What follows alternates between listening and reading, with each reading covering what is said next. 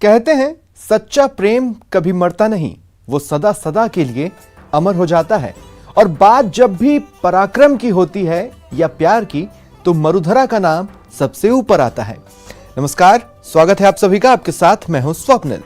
मरुधरा की मिट्टी में अमर प्रेम कहानियां आज भी जवां हैं। मोहब्बत की ऐसी मिसालें हैं जिनकी गाथा यहां आज भी घर घर में गाई जाती है। आज भी ढोला मारू, रूठी रानी, मूमल महेंद्र के मोहब्बत के फसाने सुनाए जाते हैं। वैलेंटाइन स्पेशल में आज हम आपको कुछ ऐसे ही प्यार के दीवानों की बेमिसाल दास्तां दिखाएंगे।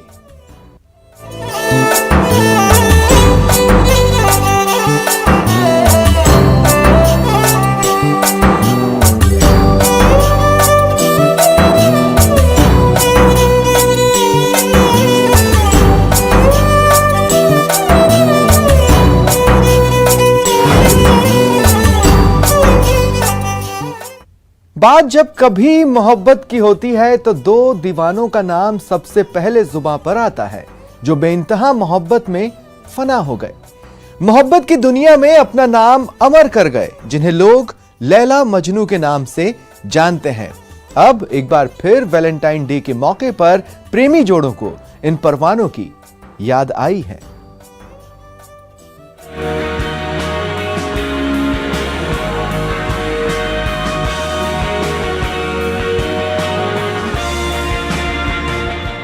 इश्क की आखिरी मंजिल, मोहब्बत का आखिरी हर्फ, जर्रा जर्रा इश्क, कतरा कतरा मोहब्बत।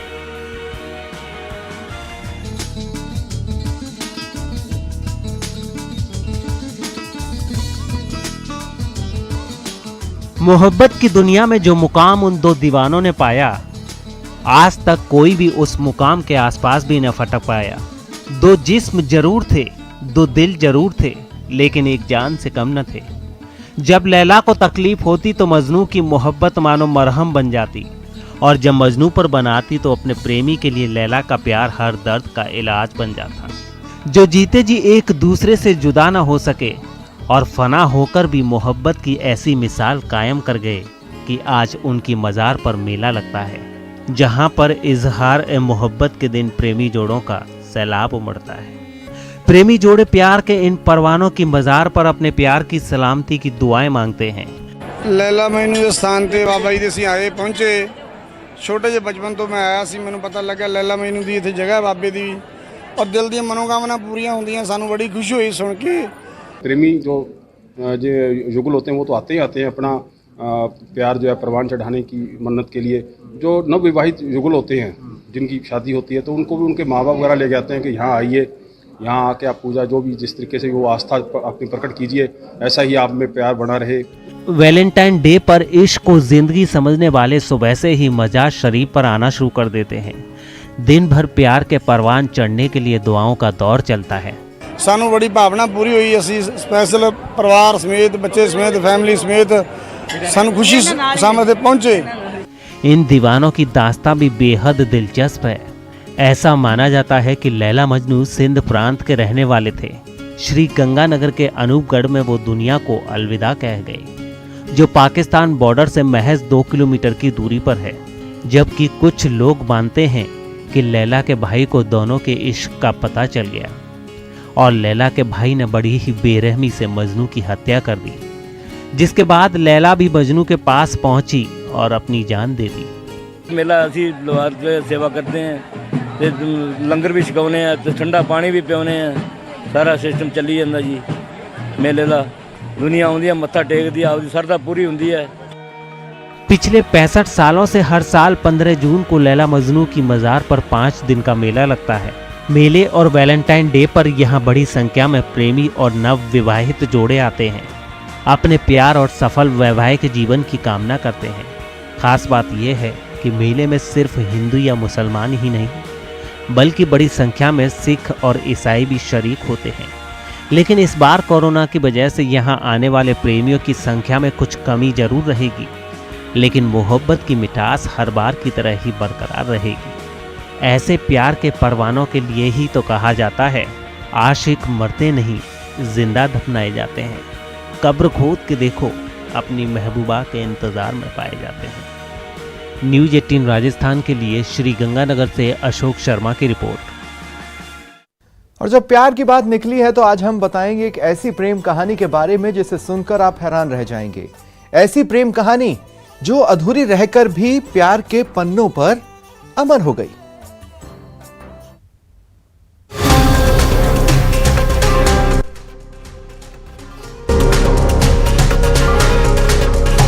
वो रूठ कर भी प्यार के पन्नों में अमर हो गई।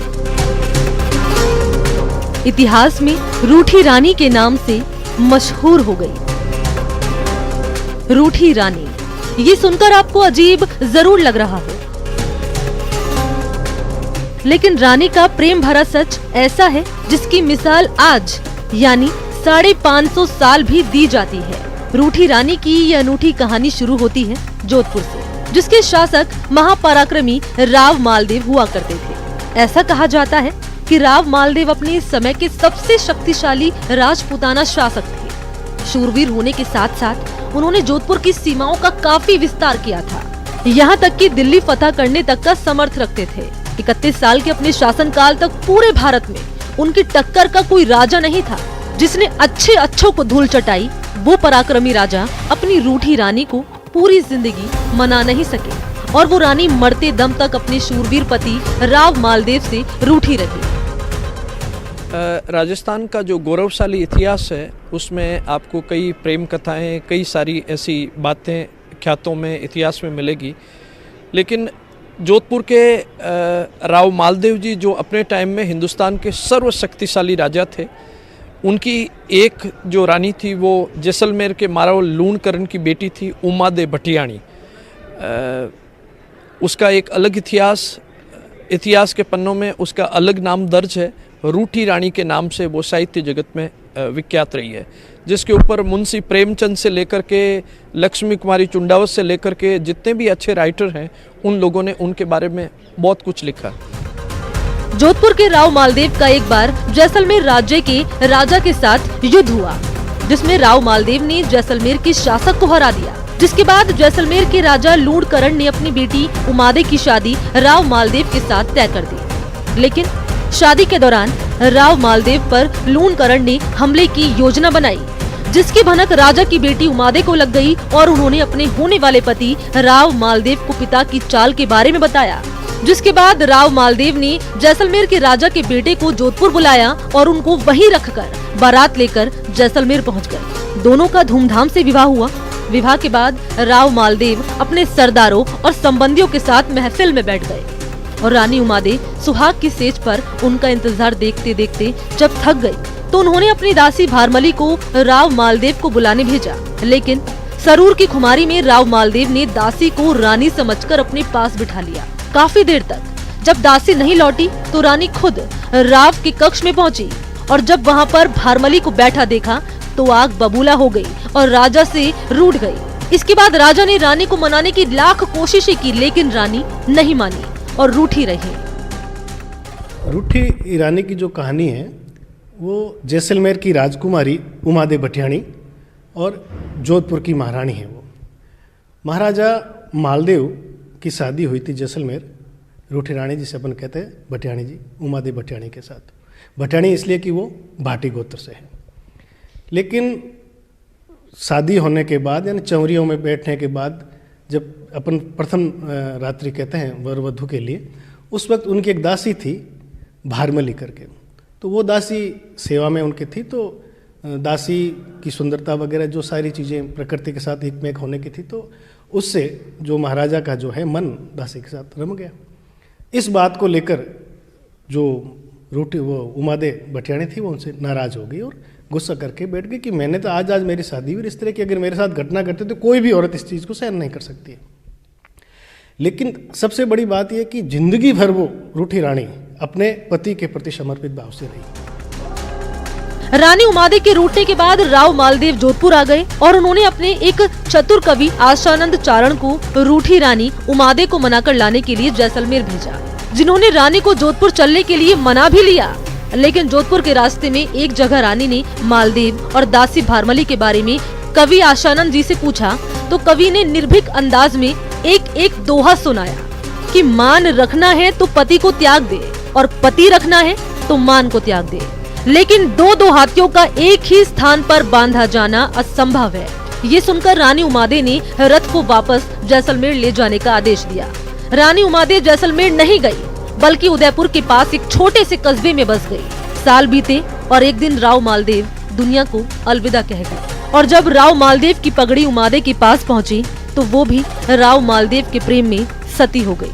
उमादे रूठी रानी के नाम से इतिहास के पन्नों में दर्ज हो गई। उनके प्रेम और त्याग की कहानी आज भी अमर है। यह अनोखा प्रेम जिंदगी भर अधूरा जरूर रहा, लेकिन रूठी रानी की प्रेम कहानी आज भी याद की जाती है। सहयोगी शेर सिंह के साथ ललित सिंह, न्यूज़ 18 जोधपुर।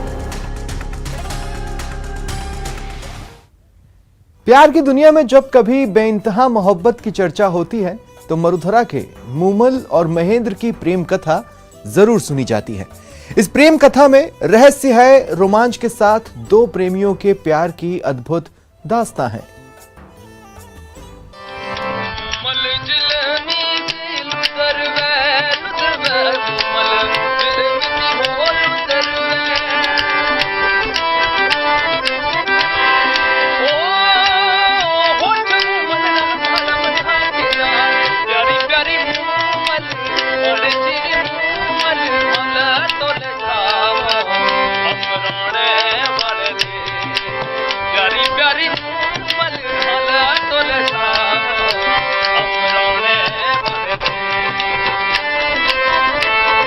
हमारे जैसलमेर के लदरुआ गांव की थी, तो उसकी जो खूबसूरती थी उसके पांव से लेकर सिर तक के बखान किए हुए हैं।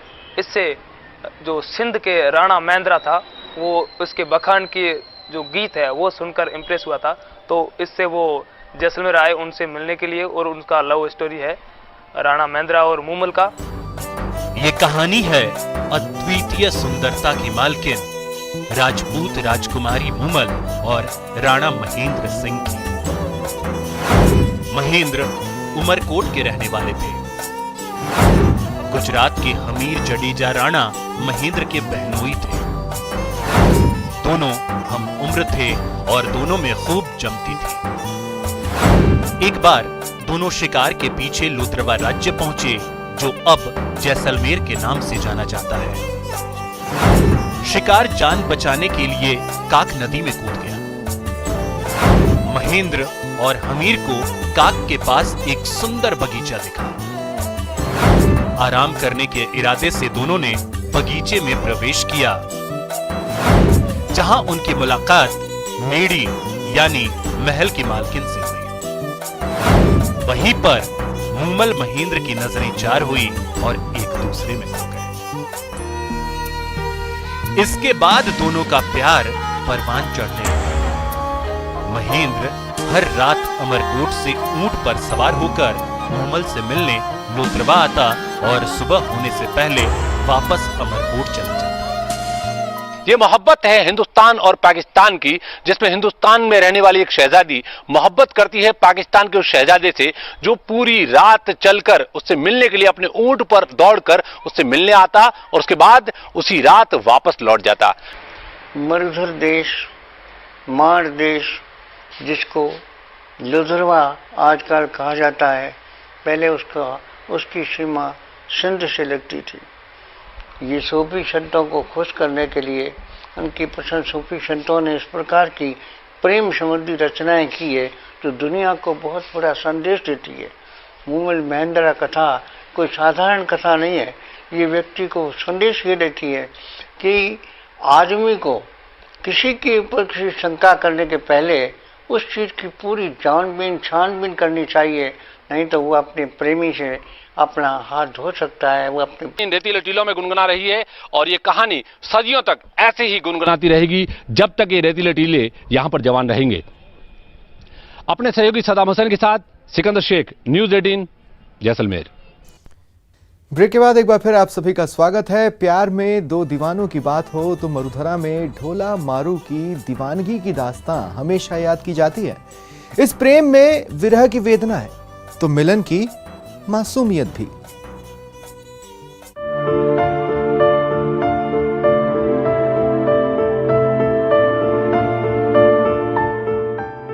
मोहब्बत का इम्तिहान आसान नहीं, प्यार सिर्फ पाने का नाम नहीं। मुद्दतें बीत जाती है किसी के इंतजार में, ये सिर्फ पल दो पल का काम नहीं। मरुधरा में मोहब्बत की एक ऐसी कहानी जिसका वजूद आज भी हर किसी के जहन में जिंदा है, जिसमें विरह की वेदना है तो मिलन की मासूमियत भी। मोहब्बत की वो कहानी ढोला मारू की है। ढोला मारू की मोहब्बत मुखौटे में, कठपुतलियों में और पेंटिंग में कुछ यूं झलकती मानो ये मोहब्बत की कहानी कल की बात हो। ढोला और मारू की विरह वेदना की कहानी है। ये प्रेम, एक ऐसा प्रेम प्रसंग है जिसमें प्रेमी और प्रेमिका का विरह होता है और विरह की छटपटाहट का क्लाइमेक्स इसमें हमें देखने को मिलता है।